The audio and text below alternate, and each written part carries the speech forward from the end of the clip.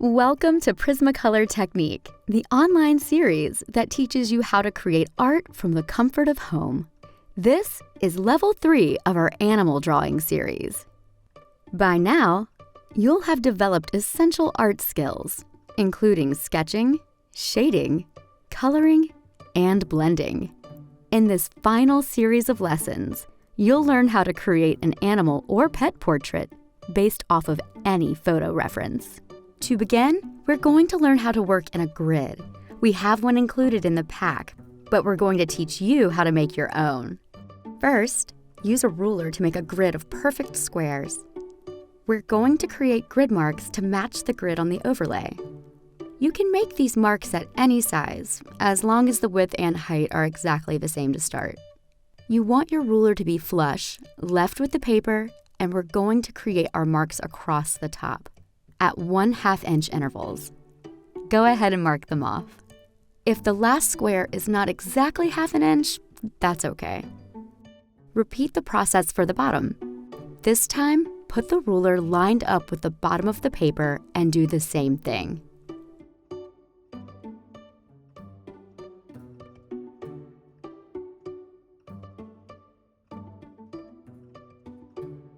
And now the sides. First, on the left, making sure it's flush top and flush left with the paper.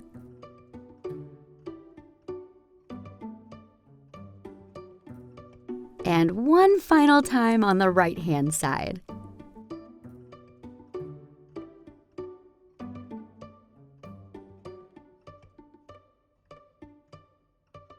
Now, we will create our lines by just placing the ruler so it touches these marks. With one continuous stroke, we'll draw lines across the paper.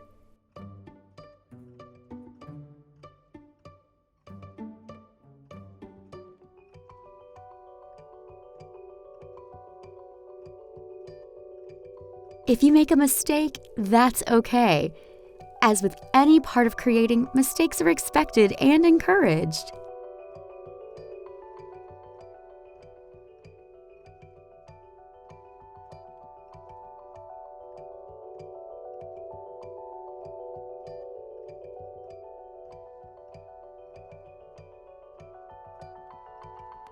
When you're finished, you'll want to erase your margins. Take out your eraser. We don't want any of the extra squares on the outside. We want to match the number of squares in the acetate, which is 15 across and 11 down. So let's get rid of these excess squares. It's okay if you accidentally erase parts of the ones you want to keep, just as long as you understand where they are. When using your own grid, you'll want to erase the lines after you sketch. But if you use the grid from the pack, those lines don't erase, and that's okay. Before we begin, we'll need to download our reference photo. Find it at prismacolor.com/animal3. When you're finished, you'll be able to recreate any photo, but you want to start here while you learn. Next, place the clear acetate on the reference photo. The grid marks on the acetate correspond to the grid marks on your own piece of art. You may notice our artist has taped down their work. That's to keep the paper from sliding. You can choose to do the same if you wish. We'll begin sketching with the graphite pencil marked 2B. We're going to use very light marks, so we can erase them later. We usually begin in the top left and work to the bottom right. If you're left-handed, you can start on the top right and work to the bottom left. Looking at our reference, we see a panel that's blue. It's about 4 squares from the left.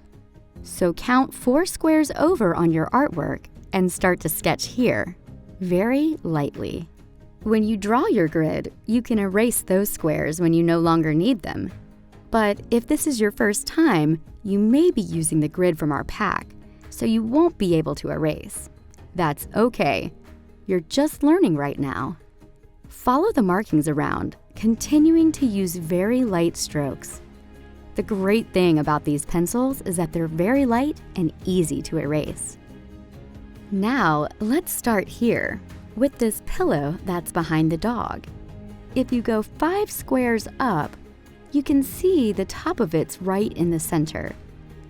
So count 5 up on your own grid and draw the pillow in. And in many cases, you'll have a lot of detail, so you want to go square by square when sketching. But because this is a fairly simple layout, we can do multiple squares at once. Here, you'll sketch the line for the dog's back. As you work, it's important to double-check that you're using the correct number of squares. If you skip a square or add an extra, it may throw off your entire sketch. The next shape is about 4 squares in. Add it there and keep going. The important thing right now is to mark our shapes. Don't worry too much about details yet. Here, you'll notice the line comes up a little bit. Work on it up to the dog's shoulder. Stop right about here. This should give you a nice idea where the line should go. Next, we'll move to the top of the dog's head and continue down to the end of the ear that overlaps his shoulder. Start at the top, near where a line crosses a grid, like here, 5 squares over. As you sketch your lines, pay attention to where they are in relation to the halfway point of each square. This is really helpful when marking corners. If you notice, this corner is a bit over from the center of the square. So that's where you should aim to get your line. Sometimes it may look like a line hits the corner of the square, but it actually doesn't, so be careful. Like this one, for example, you'll see there's actually some space here. Follow the ear down with your lines. Right here, it sort of touches the edge of this square. You're doing great if this part meets up with the back of the dog. Here, you can see some space between the dog and his ear, in the center of the square, so you can begin to mark that. At this stage, don't get hung up too much on the details. We're not trying to replicate it exactly. This is why a portrait is different than a picture. We're putting our own creativity into it. Continue to where the fold of the dog's neck is and keep moving down.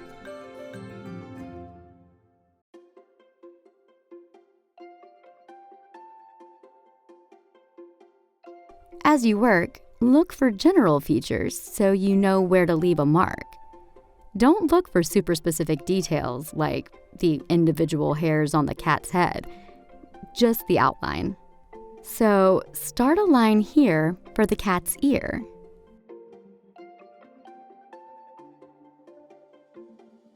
And get the contour of the ear.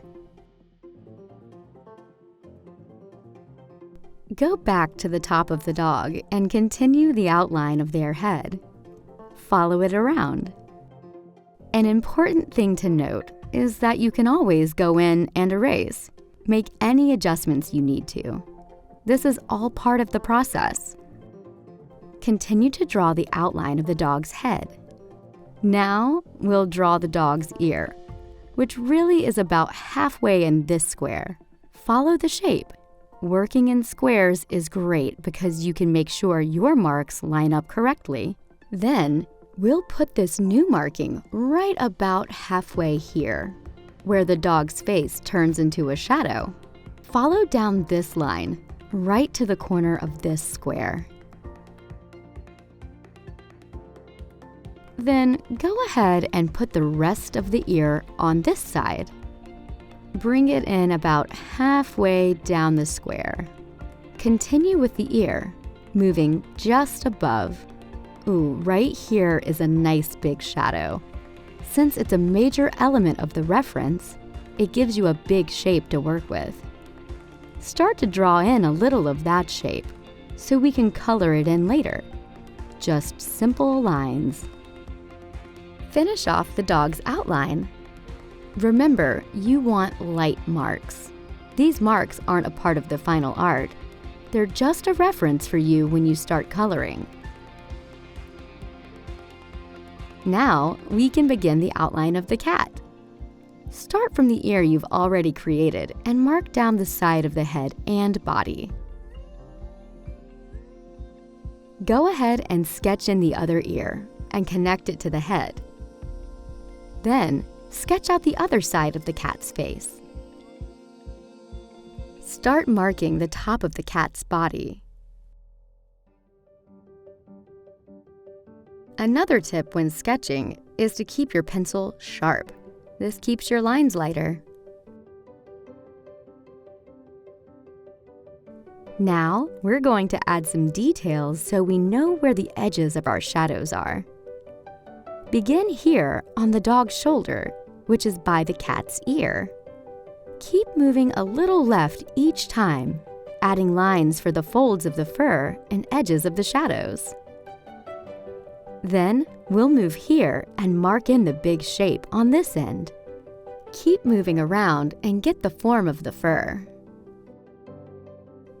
Now move back to the dog's face and add some more lines for details. Get the shadow on the left ear now, and the rest of the face. By now, your sketch should start looking similar to your reference. The great thing about working in a grid is we keep the work manageable. Now, let's add some details for the eyes. The eyebrow should start about here. There's a little shadow up here on top from the indentation of the dog's forehead. Then one more on the other side of the dog's muzzle. This will give you a sense on where to start the other eye. You'll see the eyeball actually crosses over an intersection of squares. Then put in surrounding lines, so you know where to add shadows and hair detail. And then there's a little bit of a line that comes down for a shape. We want to mark the gold of the dog's fur as much as we can in this area. Start with the nose, right about here, and bring the line up to about halfway.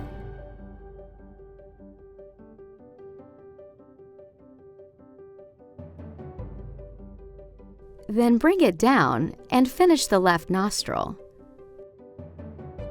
Another line in the nose comes to about here, and where the black of the muzzle starts, we'll put a faint line on the edge. Same on the other side. Where the mouth stops here, mark it on your work. And also get the other side. It's a good idea as you work on something like a face that you mark the different parts individually.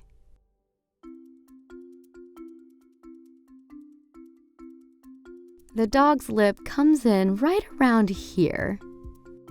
Now we'll finish the other side of the muzzle. And we'll get the other line just to indicate where it'll cut off.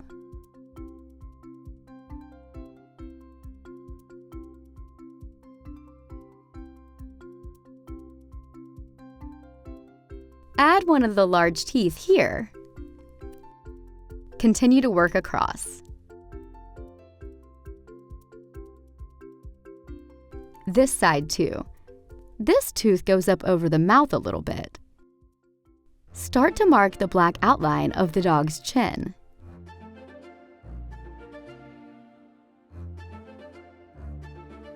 Move down and mark the shadows and folds of the dog's fur in the neck. Come over to the side to mark some more of the highlights in the neck.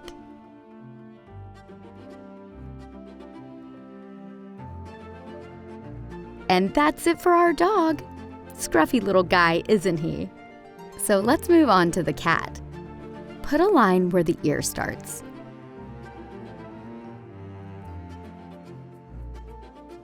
Start sketching in the left eye.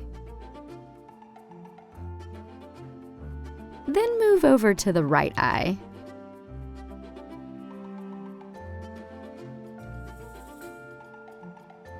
Let's get the nose here.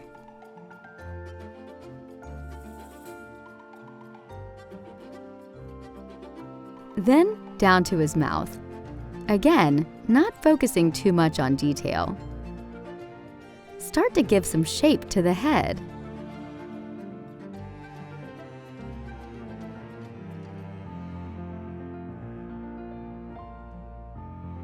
There's a bit here where the leg comes in, and a bit of the tail peeking up.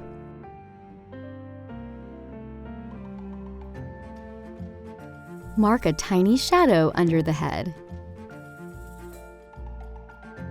Now that the animals are done, we'll add some detail to the background, mostly these curtains.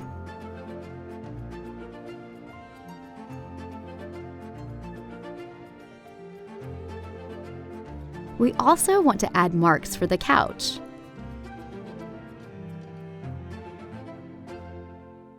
Okay, that should be it!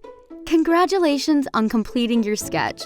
What a super cute pair of animals. They clearly never fight. When you're ready, we'll begin to color the sketch in our next video. We'll see you there!